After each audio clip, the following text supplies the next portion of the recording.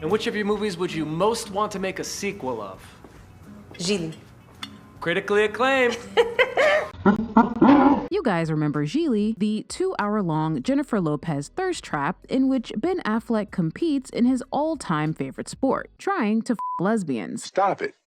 Get some help. To say that 2003's Gigli wasn't well received is an understatement. Gigli is so horrible, I had to go clean my palate afterward by watching glitter. Wow! They ask you how you are, and you just have to say that you're fine when you're not really fine. So, when Mrs. Affleck expressed desire to make a sequel to Gigli, it made me wonder if maybe Gigli wasn't as bad as I remembered. So, I rewatched it. And you know what? It's not. It's worse. Ben Affleck is the Gigli of the movie Gigli. He's Larry Gigli, to be precise, a small-town mobster at the very bottom of the mobster food chain, who's given the task of kidnapping a mentally challenged young man named Brian. Now, you might be asking yourself, why? It doesn't matter. Anywho, Gigli kidnaps Brian, and then J-Lo shows up. I mean, Ricky shows up. May I be of some assistance?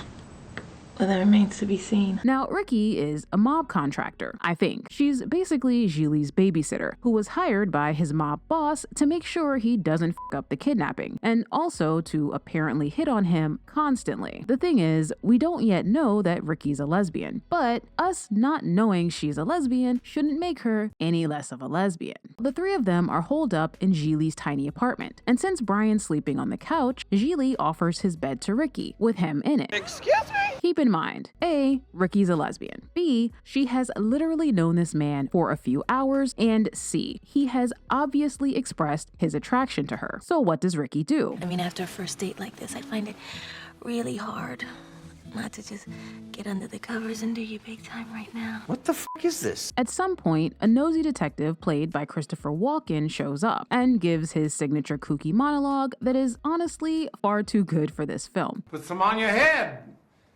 Your tongue would slap your brains out trying to get to it.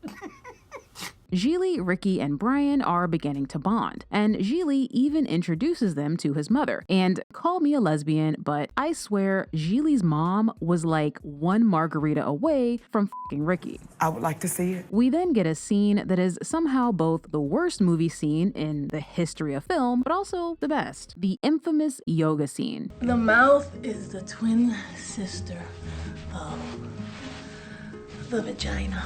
Oh, clap, clap, clap, clap, clap. Basically, Ricky and Gigli are discussing why their individual sex organs are superior to the other person's. These lesbians are always going out buying, spending all their dough on sexual appliances, erotic monkey wrenches and shit, trying to compensate. Then it's time for the requisite lesbians be crazy scene in which Ricky's ex-girlfriend Robin shows up because I'm stalking you. Excuse me? And when Robin sees Gigli, she assumes the two of them are together. You need like a little freedom or something? You want to dabble? We can all You know, we can all have sex together, that's fine. What is happening here? Unfortunately, Ricky is not down for a threesome. So naturally, Robin grabs a kitchen knife and attempts to unalive herself through wrist mutilation. I hate it here. Also, here are some random out of context clips that are no better in context. But if I were to ask you to look deep into my eyes and tell me from the bottom of your heart if it would give you great pleasure if I were to suck your for 12 hours. Suckmy.com. It's turkey time. Gobble, gobble. Deep thrust, hooking around, and securing the ocular nerve. I'll be in and out before you know it.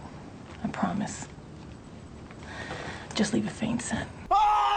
At this point in the film, Ricky, Gigli, and Brian have become this weird little dysfunctional family. So when Gigli's mob boss orders them to cut off Brian's thumb so he can mail it to whoever, they can't bring themselves to do it. But what they can do is sneak into a hospital and use a plastic knife to cut off the thumb of a dead body and mail it in place of Brian's thumb.